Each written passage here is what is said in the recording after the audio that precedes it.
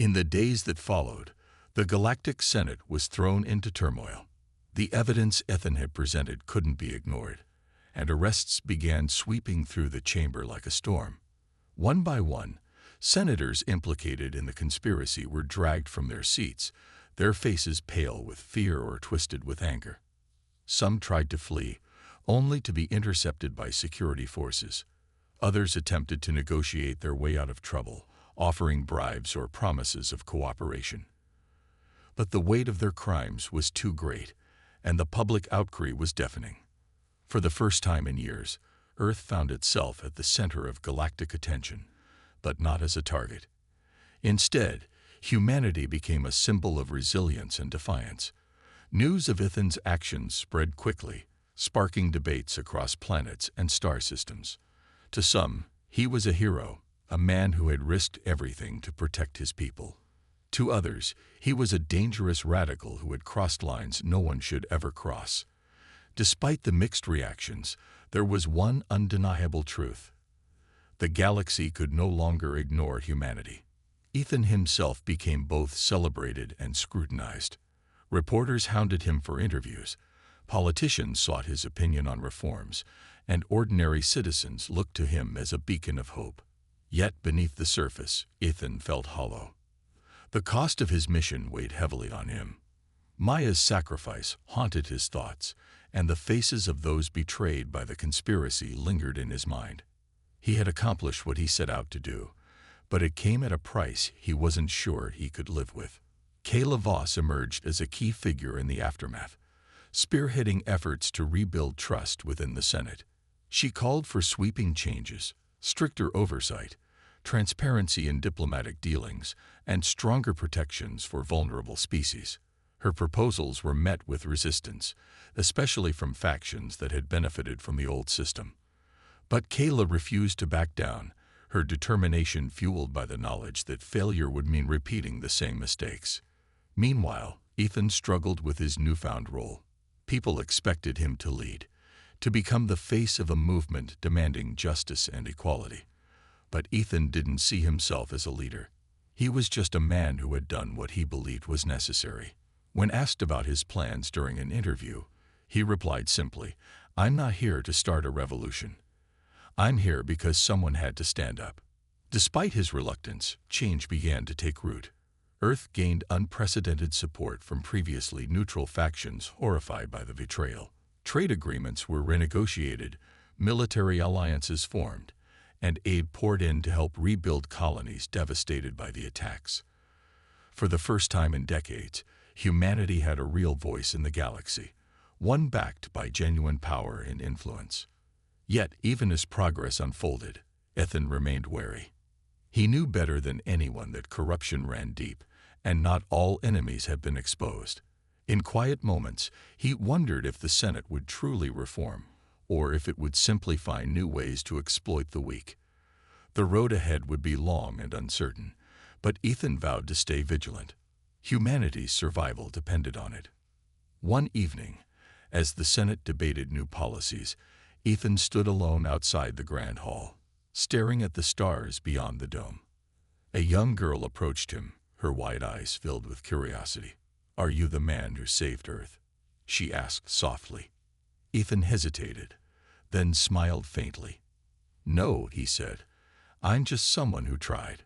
With that, he turned and walked away, ready to face whatever challenges lay ahead. Ethan Cole stumbled into the Grand Hall of the Galactic Senate, his boots echoing laudably against the polished marble floor. The room was enormous, filled with rows of floating platforms where representatives from different planets sat.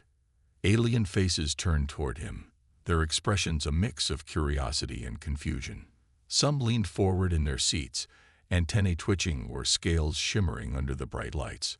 Others whispered among themselves, their strange languages creating a low hum that filled the air. Ethan looked out of place. His clothes were torn, his face smeared with dirt and dried blood. A deep cut ran along his forehead, and his hands trembled slightly as he clutched a small metallic case close to his chest. He ignored the shouts coming from the guards stationed around the room. "Stop right there," one of them barked, but Ethan didn't listen. His eyes were fixed on the central podium at the heart of the chamber, where the most important decisions in the galaxy were made. The guards started moving toward him, their weapons drawn, but Ethan moved faster. With every step, the tension in the room grew thicker. Senators began rising from their seats, some pointing at him, others covering their mouths in shock. No human had ever entered the Galactic Senate uninvited, let alone looking like they'd just crawled out of a war zone. When Ethan reached the podium, he paused for a moment, catching his breath. Then, without hesitation, he opened the metallic case. Inside was something no one expected to see: the severed head of Zorithus Prime, ruler of the powerful Zorithian Empire. Gasps rippled through the crowd like waves. Several senators recoiled in horror, while others froze, too stunned to react. One alien ambassador fell backward off her platform, her robes billowing as she landed awkwardly on the floor below. Ethan lifted the head by its hair, holding it high so everyone could see. The lifeless eyes of Zorithus stared blankly at the ceiling, his expression frozen in a mix of anger and disbelief. For a moment, the entire room went silent. Even the guards stopped advancing, unsure of what to do next. Then chaos erupted. Shouts echoed throughout the chamber as senators scrambled to distance themselves from the scene. Some called for order, slamming their fists on their desks or waving their arms wildly. Others screamed accusations at Ethan, demanding to know who he was and how he dared bring such violence into their sacred space. Amid the commotion, a tall alien woman with shimmering blue skin stood up. Her name was Kayla Voss, and she represented a coalition of neutral planets. She glared at Ethan, her voice cutting through the noise like a blade. "What is the meaning of this? Who are you?" Ethan lowered the head slowly and placed it back inside the case.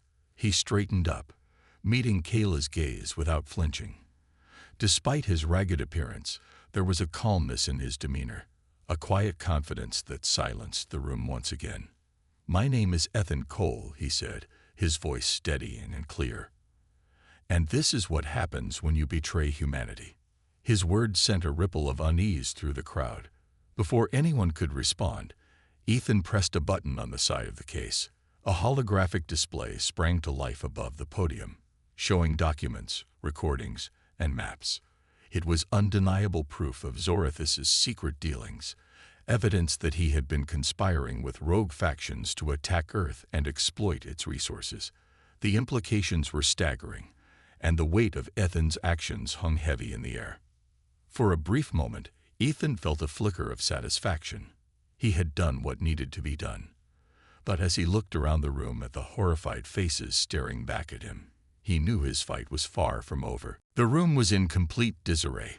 Senators shouted over one another, their voices rising into a chaotic din. Some pointed accusing fingers at Ethan, while others stared at the holographic display hovering above the podium, their faces pale with disbelief. The image showed damning evidence: secret agreements, encrypted messages, and detailed plans outlining attacks on human colonies. It was clear that Zorithus Prime had been plotting Earth's downfall, and worse, several senators in the chamber had been part of the conspiracy. Kayla Voss stepped forward, her glowing blue skin contrasting sharply with the dark tension in the room. She was known for her sharp mind and unshakable composure, but even she seemed shaken. "Explain yourself," she demanded, her voice cutting through the noise like a knife. "How did you obtain this?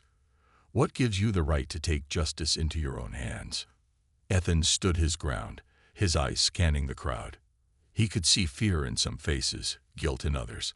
A few avoided his gaze altogether, shifting uncomfortably in their seats. "I didn't ask for this," he said, his tone calm but firm. "I was sent here as a diplomat, to represent Earth and ensure our survival in this galaxy. But instead, I found betrayal. Your leaders," he gestured toward the hologram, "we're willing to trade Earth's safety for power and profit." His words struck a nerve. Murmurs spread through the chamber, some defensive, others filled in quiet agreement. One senator, a hulking insectoid creature with shimmering wings, rose from his seat. His voice buzzed angrily as he addressed the room. "This is outrageous. You cannot simply barge in here, accuse us of crimes, and expect us to believe you." Other senators nodded in support, their outrage growing louder. Ethan ignored them and activated another file in the holographic display. This time, it showed footage of Earth's colonies being attacked, ships firing on settlements, families fleeing in terror, cities reduced to rubble. The images were raw and painful, capturing the brutality of the assaults. "These weren't random pirate raids," Ethan said, his voice rising slightly. "They were coordinated strikes, funded and orchestrated by Zorathis and his allies. My people have suffered enough because of your greed." A wave of murmurs rippled through the room again, this time tinged with uncertainty. Some senators exchanged uneasy glances, while others looked away, unable to meet Ethan's piercing stare. Kayla Voss raised her hand, calling for silence. When the noise subsided, she turned back to Ethan. "Even if what you say is true," she began, her voice measured but laced with suspicion, "you've committed an act of war. Assassinating a head of state is not something we can overlook, no matter the justification." Ethan clenched his jaw, his knuckles white, as he gripped the edge of the podium. "War," he repeated, his voice dripping with bitterness. "You think this is about war. This is about survival. Humanity isn't just another pawn in your political games. We're fighting for our future, and if that means making enemies, then so be it." Before anyone could respond, a sudden commotion erupted near the entrance of the chamber. Guards rushed in, their weapons drawn, surrounding Ethan in a tight circle. One of them barked orders, demanding he surrender the case and step away from the podium. Ethan hesitated, glancing at the guards before turning back to the senators. "If you arrest me now," he warned, "you'll only prove that you're more concerned with protecting yourselves than seeking the truth." The room fell silent once again, the weight of his words hanging heavily in the air. Kayla Voss exchanged a glance with another senior senator, a reptilian figure with golden scales. After a brief pause, she held up her hand, signaling the guards to stand down. "We need to review this evidence," she declared, her voice firm. "Until then, no action will be taken against him." Relief flickered across Ethan's face, though he remained cautious. He knew this was only the beginning. The battle for justice had been ignited, but the war was far from over. Weeks earlier, Ethan Cole had been a different man. Back then, he was a respected diplomat, known for his calm demeanor and sharp mind. The United Earth Council had chosen him to lead a critical mission, brokering peace between humanity and the Zorathian Empire. It was supposed to be a straightforward assignment: negotiate trade agreements, establish mutual protections, and strengthen ties with one of the galaxy's most influential powers. But nothing about the mission turned out to be simple. Ethan arrived on Zorathis Prime's home planet, a world of towering spires and shimmering energy fields. The air buzzed with activity as alien species from across the galaxy came and went, conducting business or paying tribute to the Empire. Ethan was greeted by a delegation of Zorathian officials, their sleek black uniforms adorned with intricate gold patterns. They were polite but distant, treating him with a mix of curiosity and thinly veiled disdain.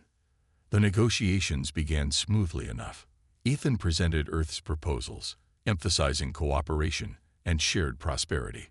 Zorathis listened attentively, nodding occasionally as if considering the ideas. But something felt off. Ethan couldn't shake the feeling that he was being watched, not just by the Zorathians in the room, but by unseen eyes lurking behind the scenes. It wasn't until the third day of talks that Ethan stumbled upon the truth. Late at night, unable to sleep, he decided to take a walk through the palace grounds. The corridors were dimly lit, the silence broken only by the faint hum of energy systems. As he wandered, he noticed a door slightly ajar, light spilling out into the hallway. Curiosity got the better of him, and he peeked inside. What he saw made his blood run cold. The room was filled with holographic displays, each showing maps of Earth's colonies and detailed plans for military strikes. Ethan recognized the symbols of several rogue factions, groups known for their hostility toward humans. But what shocked him most was the presence of Zorathian insignias alongside those symbols. It was undeniable proof that Zorathis was funding these attacks, using them as a smokescreen to weaken Earth while publicly pretending to seek peace. Ethan's heart raced as he realized the implications. If this information got out, it would shatter the fragile trust between Earth and the Zorathians. But before he could process what he'd seen, a voice spoke from behind him. "You weren't supposed to find this." He spun around to see a young woman standing there, her dark hair tied back in a tight braid. She introduced herself as Maya Torres, a former intelligence operative who now worked as a mercenary. Maya explained that she had been hired to investigate rumors of corruption within the Zorathian Empire, but hadn't expected to uncover something so massive. She warned Ethan that exposing the truth wouldn't be easy, and it might cost him everything. Over the next few days, Ethan and Maya worked together in secret, gathering evidence to confirm the conspiracy. They hacked into secure databases, bribed low-level officials, and pieced together fragments of intercepted communications. What they discovered went even deeper than Ethan had imagined. Not only was Zorathis plotting against Earth, but several members of the Galactic Senate were also involved, trading Earth's safety for political favors and wealth. By the time they finished compiling the evidence, Ethan knew he couldn't trust anyone, not his superiors, not the Senate, and certainly not the Zorathians. The betrayal cut deep, leaving him torn between anger and despair. When Maya asked him what he planned to do next, Ethan's response was simple but resolute.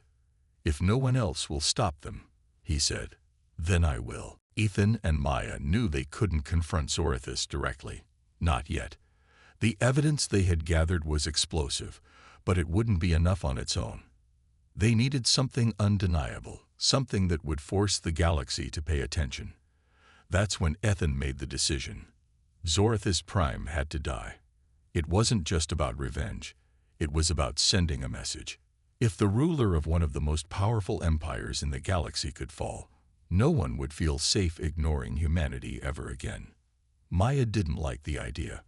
"This isn't going to end well," she said, pacing back and forth in their makeshift hideout.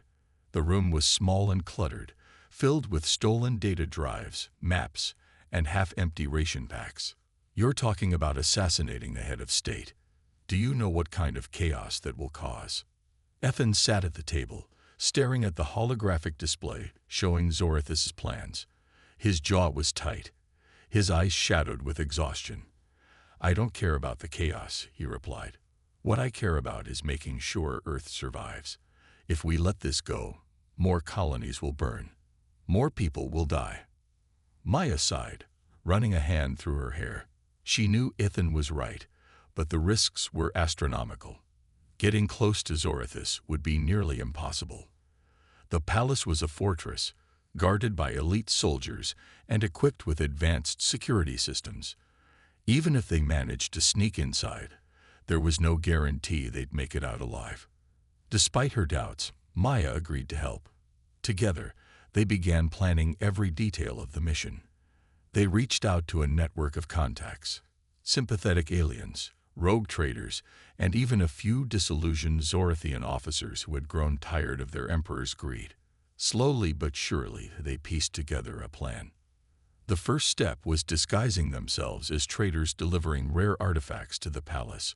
Maya used her connections to forge credentials and secure a shipment of glowing crystals, highly prized by the Zorathian elite. Ethan practiced speaking in the formal tones expected of merchants, memorizing phrases and customs to avoid suspicion. They spent hours rehearsing their roles until they felt ready, or as ready as they could be. Next, they acquired equipment. A group of alien smugglers provided them with cloaking devices and EMP grenades, tools designed to disable security systems temporarily. Maya also secured a pair of blasters and a set of combat knives, though she warned Ethan not to rely too heavily on weapons. "If it comes down to a fight, we're already dead," she told him bluntly. As the day of the mission approached, tension hung thick in the air. Ethan struggled to sleep, haunted by thoughts of what lay ahead. He thought about Earth, the bustling cities, the quiet countryside, the faces of the people he was trying to protect. He thought about the colonies that had been destroyed, the lives lost because of Zorath's betrayal. And he thought about Maya, who had risked everything to stand by his side. On the morning of the mission, Maya handed Ethan a small metallic case. Inside was a ceremonial blade, ornate and sharp, taken from a black market dealer. "This is how you'll do it," she said quietly. "Make it quick. Make it clean." Ethan nodded, gripping the case tightly. He didn't ask why Maya had chosen this particular weapon or how she'd obtained it. Some questions were better left unanswered. Instead, he focused on the task ahead, repeating the plan over and over in his mind. By the time they boarded the transport ship heading for Zorath's palace, Ethan felt a strange sense of calm. Whatever happened next, he was prepared to face it. The journey to the palace was tense but uneventful. As the towering spires came into view, Ethan took a deep breath. This was it, the moment everything would change. Whether for better or worse, there was no turning back now. The transport ship descended slowly toward the palace, its engines humming softly as it passed through layers of shimmering energy shields. Ethan and Maya sat side by side in the cramped cargo hold, their disguises flawless. Ethan wore a sleek silver tunic embroidered with intricate patterns, while Maya had donned a flowing robe adorned with glowing threads that mimicked the style of high-ranking Zorathian traders. The crates of glowing crystals around them hummed faintly, casting an eerie light over their faces. As the ship touched down on the landing platform, a group of guards approached, their armor gleaming under the artificial sunlight. Ethan's heart pounded, but he forced himself to remain calm. He stepped forward, bowing slightly as he presented the forged credentials. "We bring gifts for His Excellency," he said, his voice smooth and confident. "Rare artifacts from the Outer Rim." One of the guards scanned the documents, his expression unreadable behind his helmet. After a moment, he nodded and signaled for the crates to be unloaded. Ethan and Maya followed the procession into the palace, their footsteps echoing against the polished floors. The interior was even more impressive up close. Towering columns carved with alien symbols, walls lined with holographic displays, and guards stationed at every corner. The cloaking devices they carried were activated as soon as they entered the main hall. Invisible to the naked eye, Ethan and Maya slipped away from the group, sticking to the shadows as they made their way deeper into the palace. Their route had been carefully planned using stolen blueprints, but nothing could fully prepare them for the labyrinthine corridors ahead. Every turn seemed to lead to another guarded checkpoint or another set of sensors scanning for intruders. At one point, they nearly got caught. A patrol of elite soldiers rounded a corner just as Ethan and Maya ducked into a narrow alcove. Ethan held his breath, his hand gripping the metallic case tightly. The soldiers paused only a few feet away, their weapons ready. For what felt like an eternity, Ethan thought they'd been discovered. But then the leader gave a sharp command, and the group moved on without noticing the invisible figures hiding nearby. Maya exhaled quietly, her voice barely a whisper. "That was too close." Ethan nodded, his pulse still racing. "We can't afford any mistakes now." They pressed on, navigating the maze-like structure until they reached a service entrance leading to the private wing of the palace. This area was quieter, with fewer guards patrolling the halls. Still, the tension remained high. One wrong move, one misstep, and everything would fall apart. Finally, they arrived at a pair of massive double doors engraved with the emblem of the Zorathian Empire. Beyond those doors lay Zorathis Prime's personal chambers. Ethan glanced at Maya, who gave him a subtle nod. Using the EMP grenades, they disabled the security systems guarding the entrance. The doors slid open silently, revealing the luxurious suite filled with priceless treasures and advanced technology. Zorathis was there, seated on a throne-like chair, reviewing holographic reports. He looked up sharply as the doors opened, his eyes narrowing suspiciously. Before he could call for help, Ethan deactivated the cloaking device, stepping into view. "It's over," Ethan said, his voice steady despite the adrenaline coursing through him. Zorithus sneered, rising from his seat. "You think you can intimidate me? I am Zorithus Prime." Maya reappeared beside Ethan, her blaster trained on the ruler. "Not anymore," she replied coldly. For a moment, no one moved. Then Zorithus lunged toward a console, likely intending to alert the guards. But Ethan was faster. In one swift motion, he drew the ceremonial blade from the metallic case and closed the distance between them. The fight was brief but brutal, ending with Zorithus collapsing to the ground, lifeless. Ethan stood over the body, his chest heaving. Maya placed a hand on his shoulder. "We need to go. Now." He nodded, grabbing the ruler's head as proof of their success. Together, they slipped back into the shadows, leaving chaos in their wake. Ethan and Maya moved quickly through the palace, their footsteps silent on the smooth floors. The metallic case containing Zorithus's head was clutched tightly in Ethan's hand, its weight a constant reminder of what they had done. Every second counted now. The guards would soon discover the body, and when they did, the entire palace would be on high alert. The corridors that had seemed so grand and impressive during their infiltration now felt like a maze designed to trap them. Maya led the way, her eyes scanning the blueprints displayed on her wrist device. "This way," she whispered, turning sharply into another hallway. They passed rows of closed doors, each one potentially hiding enemies or surveillance systems. Ethan kept his blaster ready, his finger hovering over the trigger. They reached a stairwell and descended rapidly, avoiding the elevators altogether. Security cameras were less common in the lower levels, but the risk of running into patrols remained high. At one point, they heard voices echoing up from below. Maya motioned for Ethan to stop, and they pressed themselves against the wall, holding their breath as a group of soldiers marched past. The sound of their boots faded gradually, leaving an eerie silence behind. When they finally reached the service tunnels, Maya activated the cloaking devices again.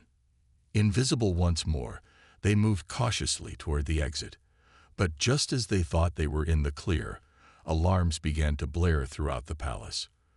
Red warning lights flashed along the walls, bathing everything in a harsh crimson glow. Maya cursed under her breath. They found him. Ethan's heart sank. He had hoped they'd have more time to escape, but it was clear they had underestimated how quickly the guards would respond. "What do we do now?" he asked, trying to keep his voice steady. "We stick to the plan," Maya replied firmly. "Get to the transport ship. Don't stop for anything." They ran faster now, weaving through narrow passages and dodging patrols as the palace erupted into chaos around them. Guards shouted orders, their weapons drawn, while automated defense systems came online, sealing off sections of the building. At one point, Ethan tripped over a loose cable and nearly dropped the case. Maya grabbed his arm, pulling him back to his feet before he could fall further behind. As they neared the landing platform, the sound of heavy footsteps grew louder. A squad of elite soldiers appeared ahead, blocking their path. Maya reacted instantly, throwing an EMP grenade down the corridor. The blast disabled the soldiers' weapons and sent them scrambling for cover. "Go," she shouted, pushing Ethan forward. But instead of following him, Maya turned back, drawing her blaster. "Keep moving," she ordered when Ethan hesitated. "I'll hold them off." "No," Ethan protested, his voice cracking.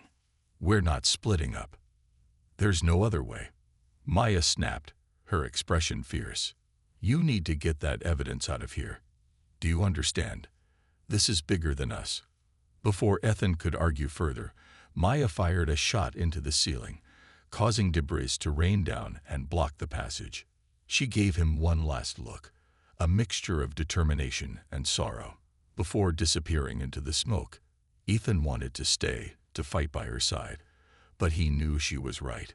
Clutching the case tightly, he sprinted toward the landing platform. When he reached the transport ship, he didn't waste a moment. Jumping inside, He powered up the engines and lifted off just as reinforcements arrived. Below, the palace grounds were swarming with guards, their weapons trained on the fleeing vessel. Blasts of energy lit up the sky as the ship accelerated, narrowly avoiding the attacks. Ethan gripped the controls, his hands trembling. He glanced at the metallic case beside him, then out the window at the fading palace. Maya's sacrifice weighed heavily on his mind. She had given everything to ensure he escaped. As the ship broke through the atmosphere, Ethan made a silent vow. Her bravery wouldn't be forgotten. Not by him, and not by anyone else. Ethan sat alone in the cockpit of the transport ship, the hum of the engines filling the silence. The metallic case rested on the seat beside him, its presence both a burden and a reminder of what he had accomplished. Outside the window, stars streaked past as the ship hurtled through space, carrying him away from Zorithus' palace and from Maya. He replayed her final moments in his mind over and over again. Her voice was clear, sharp, and unyielding. "This is bigger than us." She had stayed behind to give him a chance to escape, knowing full well it meant sacrificing herself. Ethan clenched his fists tightly around the controls, guilt and anger swirling inside him. He wanted to turn the ship around, to go back and fight, but he knew it was impossible.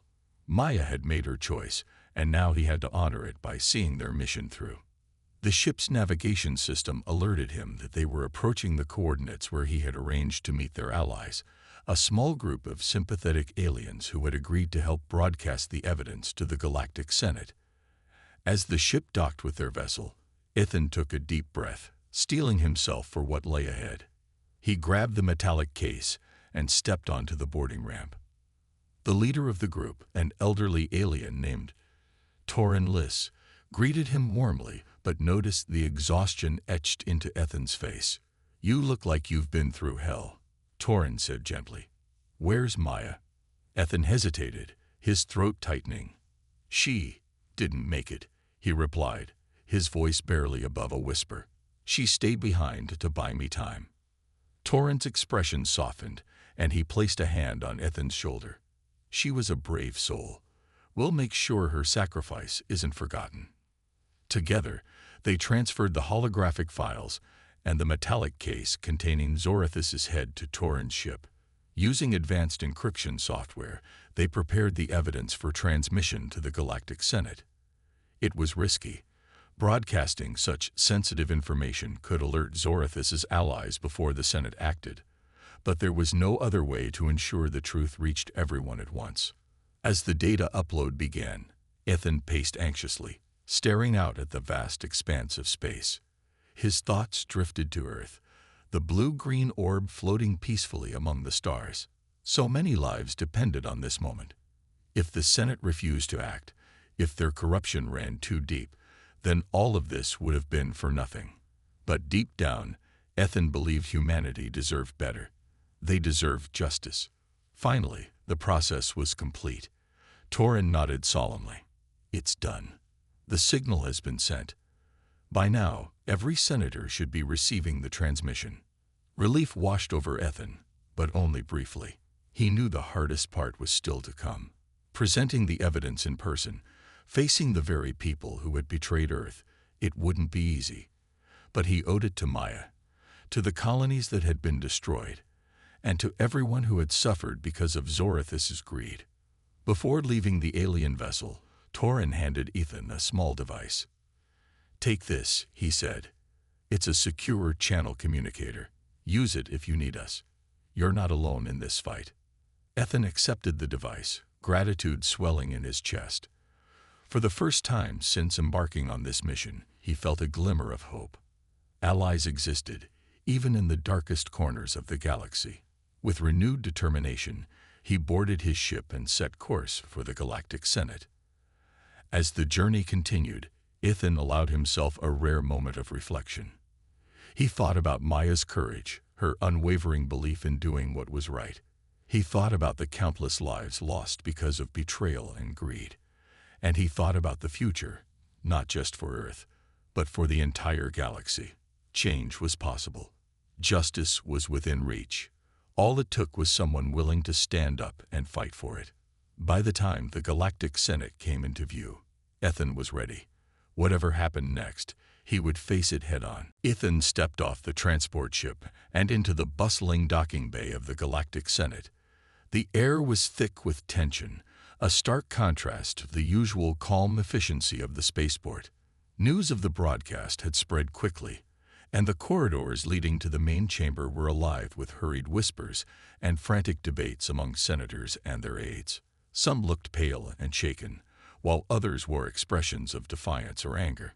Ethan moved through the crowd, his presence drawing curious, and sometimes hostile, stares.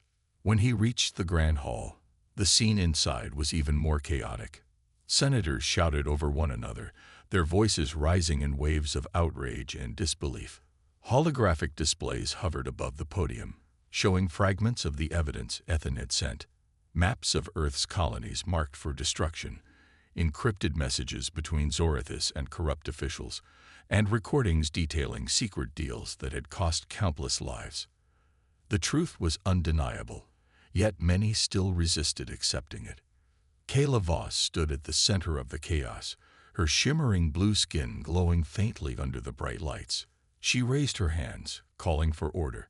Slowly, the noise subsided, though the tension remained palpable. "This is unprecedented," she began, her voice firm but tinged with unease. "We have received evidence of crimes so severe they threaten the very foundation of our alliance. But we must address this calmly and fairly." Before anyone else could speak, Ethan stepped forward, holding the metallic case tightly. His appearance silenced the room once again. He walked to the podium, ignoring the hostile glares from some senators and the wary glances from others. Placing the case on the surface, he opened it slowly, revealing Zorathis's severed head. Gasps rippled through the chamber, followed by a heavy silence. "This is the price of betrayal," Ethan said, his voice steady despite the storm of emotions swirling within him. "Zorathis wasn't just planning attacks on Earth. He was working with your own leaders to destroy us.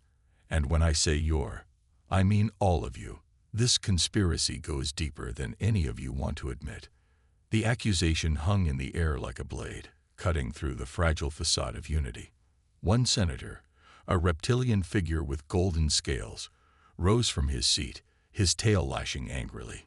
"You accuse us without proof. You come here as a criminal, spilling blood in our halls, and expect us to trust you."